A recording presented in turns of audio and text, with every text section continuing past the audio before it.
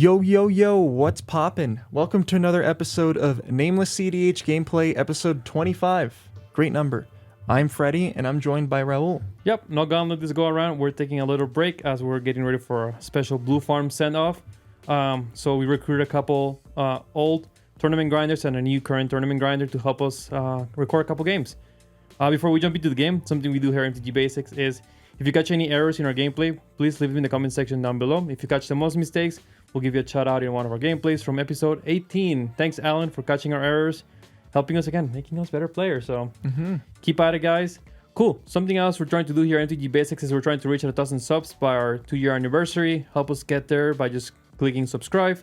More information will be in the outro. But with that, let's jump into the commanders. Get right in. So we have Anthony playing Najeela, Kevin playing Rog-Fran and Breaches, Raul playing Narset, and Temujin playing Crit. So opening hand for Anthony, overall pretty good. You have the mana to be able to put down a Soul Ring, Ancient Tomb as well, Demonic Consultation, a lot of tutors, and a Silence to really protect your board if you want to go for that win early. Seems like Kevin's hand has a good amount of mana, turn 1 Dockside if he really wants, Conqueror's Flail as well, and just a couple lands to keep this going. Raul kept a hand with a Mana Crypt in it, a Ragavan, a lot of ways to actually ramp up and get that Narset out early with some interaction and a Scroll Rack to get it going. Very good hand. And with Temujin, has the Bolas the Citadel, has the Ancient Tomb to pay for that colorless mana, City of Traders as well, a lot of really good colorless acceleration with Sensei's Divine Top, just needs to find that Aetherflux Reservoir. Wow, looking at these hands, I have my work cut out for me. We'll see if I'm able to pull it off against these tournament grinders. But before we jump into the game, if you haven't already, please don't forget to drop a like or a sub. It really helps with the channel grow. It really helps with the algorithm. But with that, let's jump into the game. Does anybody have any pre-games? Nope. You're in the play, Anthony. Draw. Plateau. Solving. Pass. I cleave cliff. Right of flame. Guild. Artisan. Okay. Go. Draw. Mana Crypt. Scroll Rack. Volcanic. Yep. Tap 1. Monkey with the Dream. Ragavan. Pass the turn. Draw. Ancient Tomb. Take 2. Sensei's Divining Top. Colorless Footing. All activated. Rearrange like that and move steps and phases. Pass the turn. Cast, we're not dead. We did something wrong. Najeela. Pass. Combat. Yep. 0 here. Trigger Guild Artisan. Francisco. Pass. Like Poke Crypt, even I'm safe. Take 3. 1, 2, 3. Draw. Sea of Clouds. Do it, Anthony. I'll take 2. It's like, make a pressure. You get a Rite of Flame. Oh. Yeah, look at that. That's a convenient number. I'll cast Rite of Flame. Cast Narset. 4 cards in hand, pass turn. If you go to draw. City of Traders for turn. Lose 2 to Ancient Tomb and then pay an additional 6 for Kirk. I'll cast this slow spell. Lose 2 life to cast this Blood Pet. Trigger Kirk. Sack Blood Pet for a black. Pay 6 life. Siege the Mirror. Sacking this as a bargain. Trigger Kirk. Cast Silence. This card into my hand. Pass turn. I'll attack Kevin. Yeah, get him. 4. Abolisher. 2. Yep. I'm done. Combat. Both over here. Trigger at Najeela. Just go to 6. 0 damage. Percent win. Do it. You want? City of Traders. Cast an Imperial Recruiter. Get a Magda off of Imperial Recruiter. Cast a Dockside. Sure, I'll do the right thing and for tap top to put tap on top. +3. I'll go to 8, -2, go to 6. Cast a Magda. Sacrifice 5 to Magda. Bolas' Citadel. I'm gonna pay 5, cast Hardfell. So I'm dead to this. I'm dead to you. I'm dead to the Abolisher. So it's gonna go quick. Okay. And I will pay 3 life, cast a Jessica's Will. Exile top 3, which is a Phyrexian Tower, Infernal Plunge, a City of Brass. Pay a life, get a Mana Vault. Discard a Command Tower to exile top 2. 2 lands. Press. Discard a Conqueror's Will, exile top 2. 1, 2. Wow. Pay 2 to shred memory. Yeah, you go 3 for you.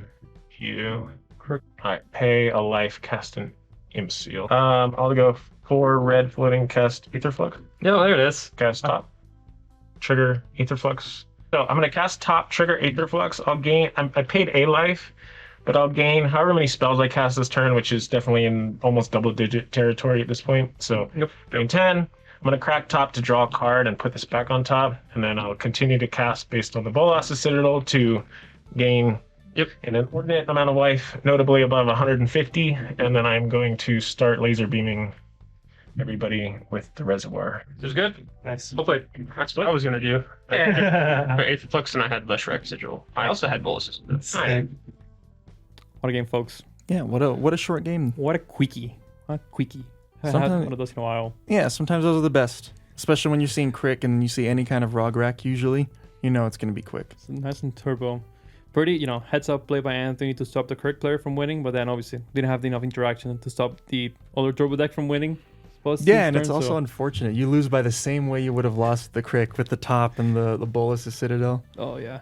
It was some really, I don't want to say lucky, but it was some really good hits by Kevin on his bolus Citadel. Like, he wasn't deterministic. When he started his turn, he was not determined that he was going to win that turn. Because he was like, he was playing off the ball Citadel, right? He could have gotten a bunch of lands, which he did in a row, but because of the other side of the Burgie that usually never gets seen played, he was able to discard hands, exile the top cards from his library, and kind of keep playing. So I think that was probably the most impactful card of this game.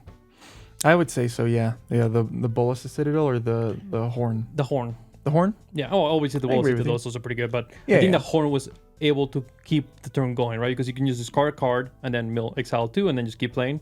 Right? And we saw how many lands he hit out of that, so... Yeah, a lot of top deck manipulation in this pod. I just not really with all the two bolus of Citadels and then your scroll rack. Yeah. Looking for just... everyone's betting at this table, and it went to turn 2. It's amazing. Yeah, I was hoping to untap with my Narset, and I hoped wrong. But it is what it is. It was a fun pod. These guys are very, like we mentioned in the intro, these are all former tournament grinders and current tournament grinders in Temujin, so very detailed players, very, they know their stuff pretty good.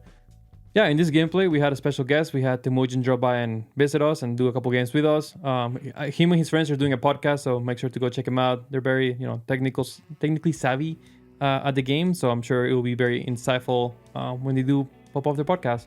As we mentioned in our intro, we're doing a big push for 1,000 subs. We'll be sending 2 collector booster boxes from whatever set is current if we're able to hit 1,000 subs by April 1st. If we're unable to hit it by April 1st, we'll do a smaller giveaway after the fact. But we're really pushing for that.